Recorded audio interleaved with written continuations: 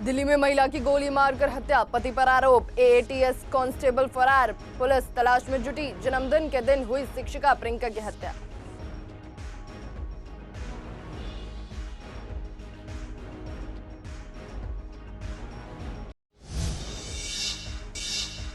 मधु बिहार थाना में एसआई ने की आत्महत्या, सरकारी पिस्टल से खुद को मारी गोली। मामले की जांच में जुटी Delhi police.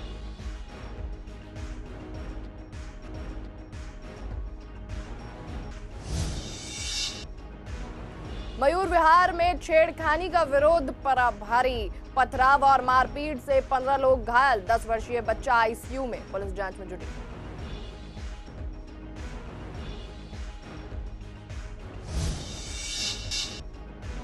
Anand Vihar foot over bridge की एक्सीलरेटर महीनों से बंद, बुजुर्ग और दिव्यांग यात्रियों को हो रही परेशानी, यात्रियों ने जल्द एक्सीलरेटर चालू करने की मांग की।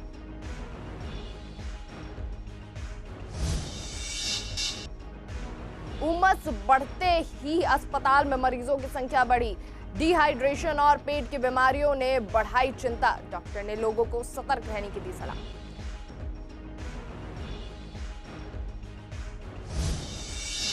नमस्कार, मैं कात्यायनी भारद्वाज स्वागत करती हूं आपका आज के खास प्रोग्राम पूर्व दिल्ली खास में। चलिए बढ़ते खबरों की ओर।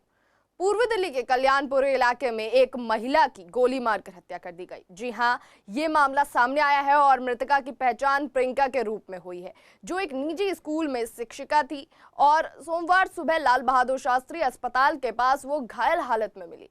एक डिलीवरी बॉय ने स्थानीय लोगों की मदद से उन्हें अस्पताल पहुंचाया, जहां डॉक्टर ने उन्हें मृत घोषित कर दिया।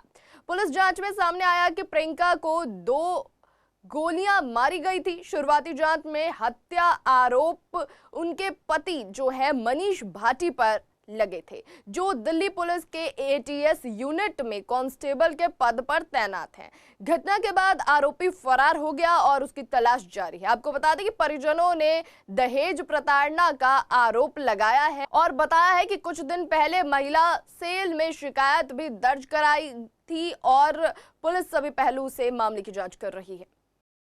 लगभग समथिंग तो 30 प्लस ही होगी जहाँ तक की वो मैंने देखा नहीं था, लेकिन जिन लड़कों ने मेरे से पहले रुके हुए थे ना, पहले लड़की को फेंका उन्होंने, जैसे ही दूसरी बाइक रुकी वैसे ही मैं पीछे से आया तुरंत ही। तो मैंने उन लोगों से पूछा क्या हो, तो कह रहे कि कोई फेंक के गया है और लड़की कंडीशन ठीक नहीं है, पानी लाओ पानी लाओ। तो मैंने सोचा डोमिनोज से लाने में पानी समय लगेगा, हमें लाल बहादुर दुकान खुलती है, तो हमने सोचा कि यहाँ से ले लेते हैं। तो अब यहाँ से एक लड़का पानी लेने आया था, जब तक फिर इतना समय नहीं था कि उस लड़की को पानी पिलाते, उससे पहले हमने सोचा अस्पताल भेजना जरूरी है।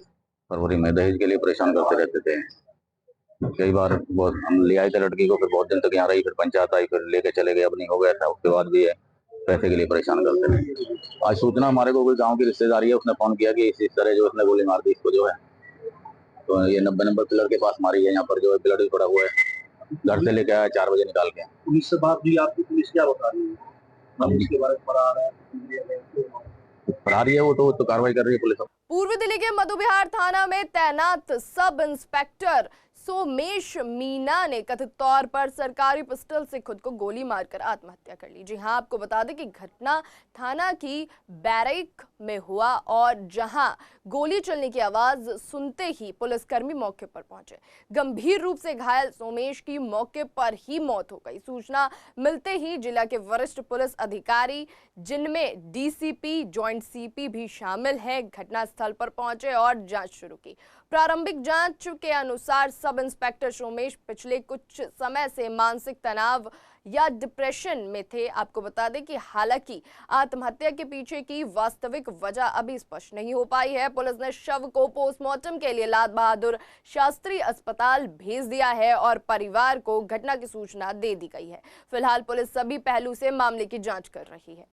दिल्ली के मयूर विहार फेज 3 में छेड़खानी का विरोध करना स्थानीय लोगों को भारी पड़ गया। जी हां, आपको बता दें कि जानकारी के अनुसार कुछ युवक ने एक लड़की से कथित तौर पर बदसलूकी की और जब स्थानीय लोगों ने इसका विरोध किया तो आरोपी कुछ देर बाद 10 से 15 मिनट के बाद जो था 10 से 15 लोगों के साथ दोबारा लौटा और लाठी डंडे सरिये हुए पत्थर से हमला कर दिया। जी हां, इस हिंसा में करीब 15 लोग घायल हुए, जिसमें एक 10 वर्षीय बच्चा भी शामिल है। बच्चे के सिर में गंभीर चोट आई और उसका इलाज आईसीयू में चल रहा है। घटना के बाद इलाके में दहशत का माहौल है। सूचना मिलने पर पुलिस और स्थानीय जनप्रतिनिधि मौके पर पहुंचे। पुलिस ने मामला दर्ज कर लिया है और सीसीटीवी फुटेज के आधार पर आरोपी की पहचान कर उसकी गिरफ्तारी के लिए कई टीम गठित की गई है। मामले की आगे जांच जारी है। रात को सूचना मिली कि कुछ अज्ञात लोगों ने इस पॉकेट के अंदर आतंक मचाया। उस पे जब मैं यार करीब 9:30 बजे के आसपास की बात है, 9:45 बजे मैं यहाँ आया तो यहाँ देखा कि यहाँ पे डर का जो माहौल है, आतंक का माहौल था यहाँ पे। और यहाँ के लोगों ने बताया कि हम लोग 112 नंबर पर कॉल कर रहे हैं पर कॉल लग नहीं रही है। उसके बाद जो आयो आता है वो आके जो लोगों ने कॉल किया उनको धमकाने का काम किया रात को। यहाँ के लोगों ने बताया कि आयो आके धमका रहा कि आप क्यों परेशान कर रहे हो। एक अज्ञात लोग आते हैं सोसाइटी के अंदर और 15 से 16 लोगों को मार के चले जाते हैं कि जो मिला, जो हथियार मिला उससे उन्होंने मारा। इस कदर दिल्ली के अंदर, पूर्वी दिल्ली के अंदर आतंक है और पुलिस प्रशासन। कितने लोग अभी घायल हैं, गंभीर कितने? रात को जब मैं हॉस्पिटल गया था वहाँ से मुझे जो मिले वहाँ पे 8 लोग मिले, जिसमें 2 को एम्स रेफर किया गया था, एक को जीटीबी। जो मेट्रो में थे उनको 40 बताया जा रहा है कोई बच्चा भी गंभीर रूप से घायल। 10 साल का बच्चा है। पूर्वी दिल्ली का आनंद विहार बस अड्डा राजधानी का तीसरा सबसे बड़ा बस अड्डा है, जहां रोजाना हजारों यात्री बस अड्डे और रेलवे स्टेशन के बीच आवाजाही करते हैं। यात्रियों की सुविधा के लिए बनाए गए फुट ओवर ब्रिज और एक्सीलेटर पिछले कई महीनों से बंद पड़ी हुई है। आपको बता दें कि इसके कारण बुजुर्गों, दिव्यांगों को भारी परेशानी का सामना करना पड़ रहा है और भारी सामान लेकर चलने वाले लोगों को भी काफी दिक्कतों का सामना करना पड़ रहा है। यात्रियों को मजबूरी में सामान्य सीढ़ियों का इस्तेमाल करना पड़ रहा है और स्थानीय लोगों का कहना है कि आनंद विहार बस अड्डे और रेलवे स्टेशन पर रोजाना करीब 1 लाख यात्रियों का आवागमन होता है। ऐसे में एक्सीलेटर बंद होने से लोगों की परेशानी लगातार बढ़ती ही जा रही है। यात्रियों ने संबंधित विभाग से मांग की है कि जल्द से जल्द एक्सीलेटर की मरम्मत कराई जाए और उसे फिर से चालू किया जाए ताकि सभी यात्रियों को राहत मिल सके। पूर्वी दिल्ली के आनंद विहार आईएसबीटी की अगर बात करें तो यहाँ पर लोगों की सुविधा के लिए एस्केलेटर लगाए गए थे, लेकिन अब यह एक्सीलेटर काफ़ी लंबे समय से ख़राब पड़े हुए हैं, जिसके कारण यहाँ से जो गुजरने वाले यात्री हैं उनको काफ़ी ज़्यादा दिक्कतों का सामना करना पड़ता है। अगर आनंद विहार आईएसबीटी की बात करें तो यहाँ पर मेट्रो भी है, नमो भारत ट्रेन भी है और बस अड्डे भी हैं, जहाँ पर हज़ारों की संख्या में लोग यहाँ से गुजरते हैं, लेकिन उनको असुविधाओं का अभाव काफ़ी ज़्यादा महसूस होता है। एक्सीलेटर पे ताले जड़ दिए गए हैं, जिससे कि लोगों को मजबूरन सीढ़ियों का सहारा लेना पड़ता है। कई बार वजन होता है यात्रियों के पास, जो कि मजबूरी में उन्हें सीढ़ियों से ले जाना पड़ता है, जिसके कारण काफ़ी ज़्यादा असुविधाएँ भी होती हैं। वीडियो जर्नलिस्ट दीपाली के साथ अतुल शर्मा, CCN दिल्ली।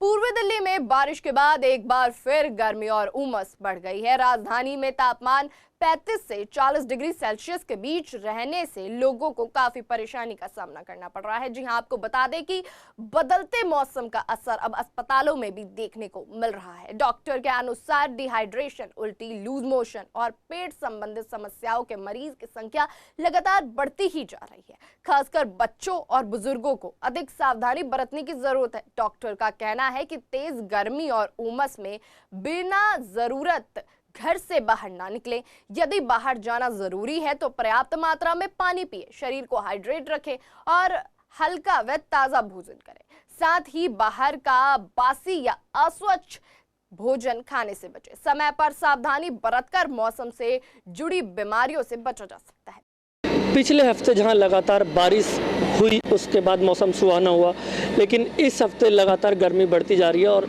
तापमान लगभग 35 डिग्री से लेकर 40 डिग्री के बीच बना हुआ है। इस हफ्ते लगातार गर्मी बढ़ने से के कारण हॉस्पिटल में भी मरीजों की संख्या बढ़ गई है, जहां कुछ डॉक्टरों ने बताया कि डिहाइड्रेट के मरीज ज़्यादा आ रहे हैं और गर्मी से लू के कारण मरीजों की संख्या ओपीडी में बढ़ रही है, जिसके कारण कुछ मरीजों को उल्टी की शिकायत और पेट की शिकायत ज़्यादा हो रही है।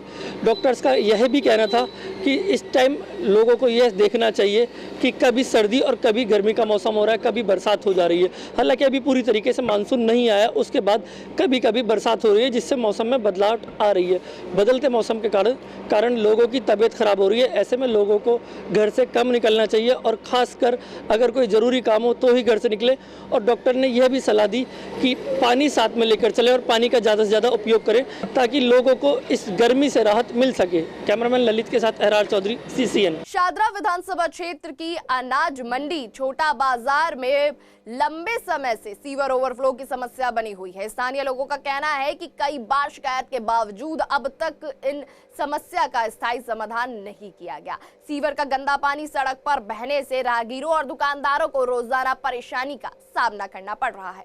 पास में स्थित हनुमान मंदिर में आने वाले श्रद्धालुओं को भी काफी दिक्कतों का सामना करना पड़ता है। सड़क से गुजरने वाले वाहन गंदे पानी उछाल देते हैं, जिससे श्रद्धालुओं के कपड़े खराब हो जाते हैं और कई बार वाहन चालकों से कहासुनी भी हो जाती है। मंगलवार और शनिवार को मंदिर में श्रद्धालुओं की संख्या अधिक होने के कारण स्थिति और गंभीर हो जाती है। स्थानीय लोगों ने संबंधित विभाग से सीवर की जल्द सफाई करने और इस समस्या का स्थायी समाधान करने की मांग की है ताकि लोगों को राहत मिल सके।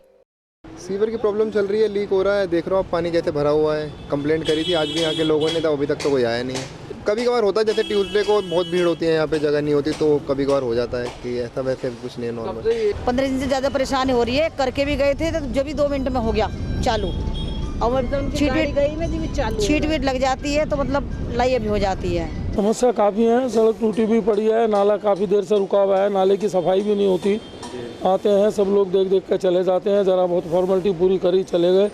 क्या यूँ से कहा कि नाला खोल दें, यहाँ बहुत गंदगी रहती है, लेकिन कोई सुनवाई नहीं होती। अच्छा, ये भी कहा गया है कि यहाँ लड़ाई भी जाती है, मतलब पानी की छींट पड़ने से लोग बाग बहुत कहते हैं कि ये लोग तुमने क्या करा रखा है, ये तुम क्यों नहीं इसकी कंप्लेंट करते। कई दफ़ा लोगों को कंप्लेंट भी करी उनको, लेकिन वो आकर अपना थोड़ी फॉर्मेलिटी करी और वो अपना चले जाते हैं। पूर्वी दिल्ली के शादरा विधानसभा में इस वक्त हम मौजूद हैं। छोटा बाजार कहलाता है यहाँ पर और सीवर की समस्या बहुत ज़्यादा है यहाँ पर। आप देख सकते हैं कि तस्वीरों में कि सीवर का पानी जो है बाहर निकलकर अब सड़कों पे आ गया है। यहाँ पर लोगों का कहना है कि मंगलवार और शनिवार को झगड़ा होने की भी संभावना होती है, क्योंकि जो वाहन है वो यहाँ से जाते हैं तो उनकी छींटें लोगों पर पड़ती है, जिसकी वजह से वो मंदिर नहीं जा पाते। और पास में ही मंदिर है हनुमान जी का यहाँ पर।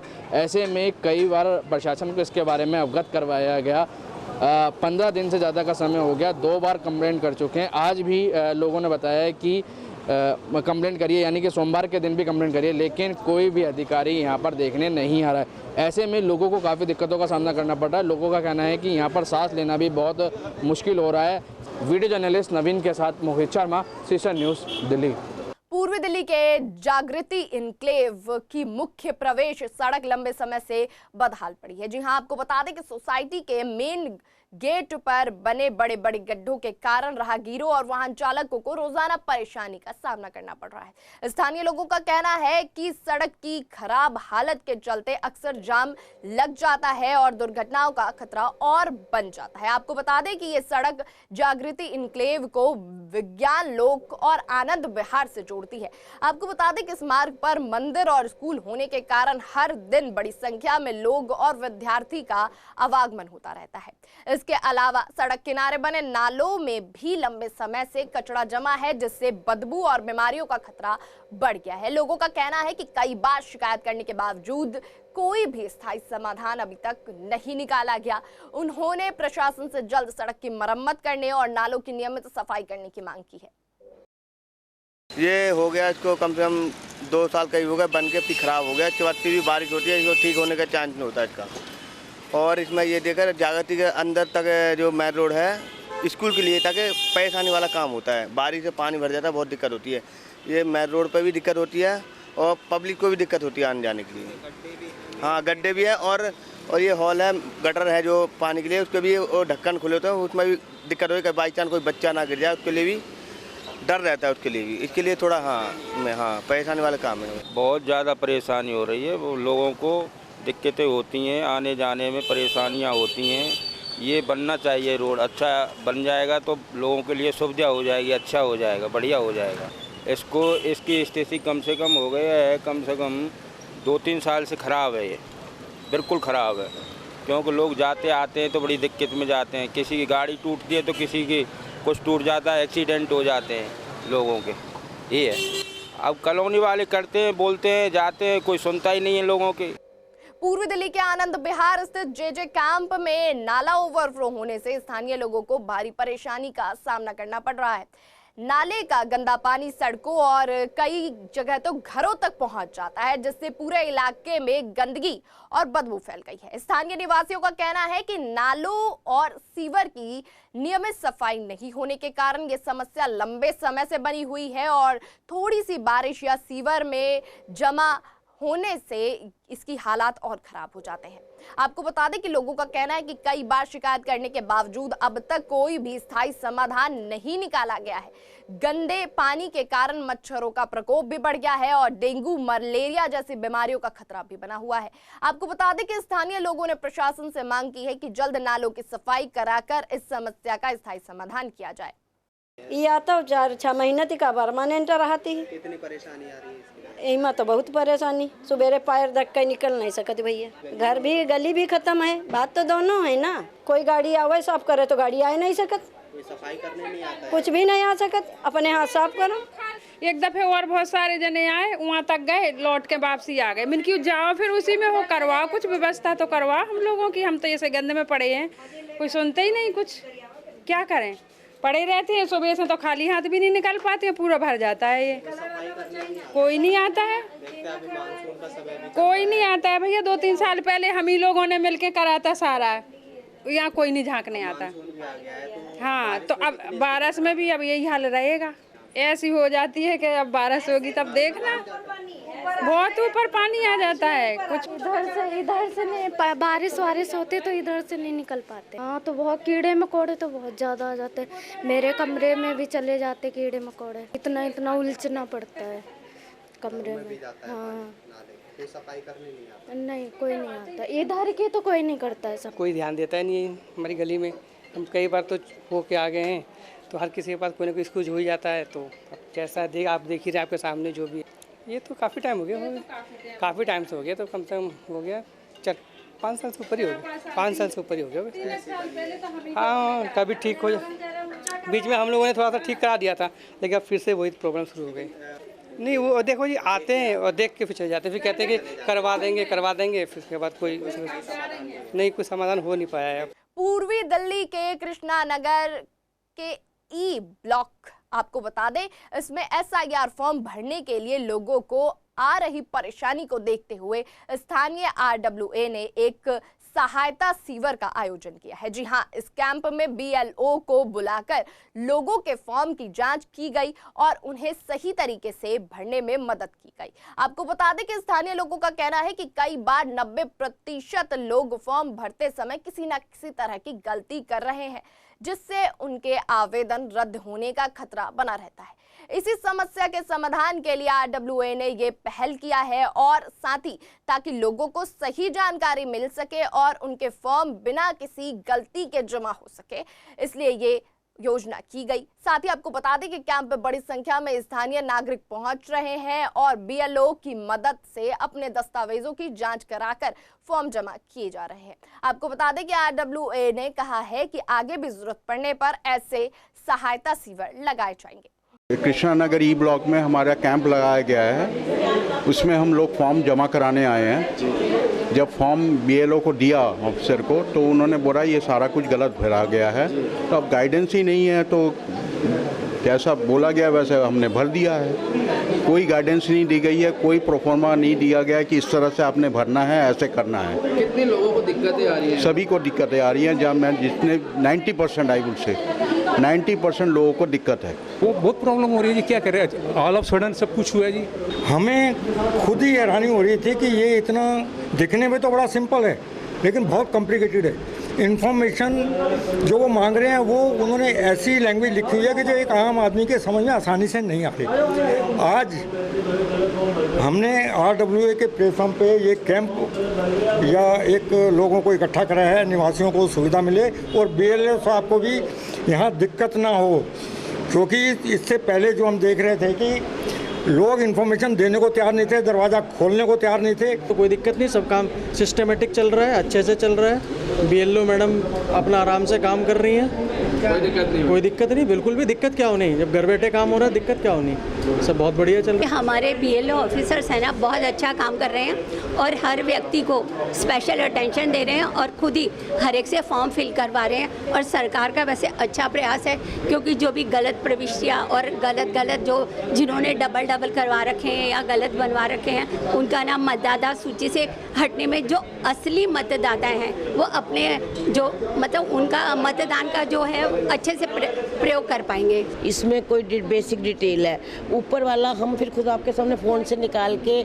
हम उनको बता रहे हैं। जो तो खुद देख लेते हैं, जिनको नहीं आता उनका भी बता के निकाल के फ़ोन में से, चाहे बाहर का भी है उसका भी निकाल रहे हैं। कोई पंजाब का है, कोई कहीं का, बिहार का, जिसका भी अदर स्टेट का भी है तो उसका भी नहीं हमारे पास। हाँ, उसका है हमारे पास ना ऐप, उसमें देख लेते हैं हम। खबरों के सिलसिले में बस इतना ही। ऐसे ही ताज़ा तमाम बड़े अपडेट के लिए जुड़े रहें CCN डिजिटल के साथ।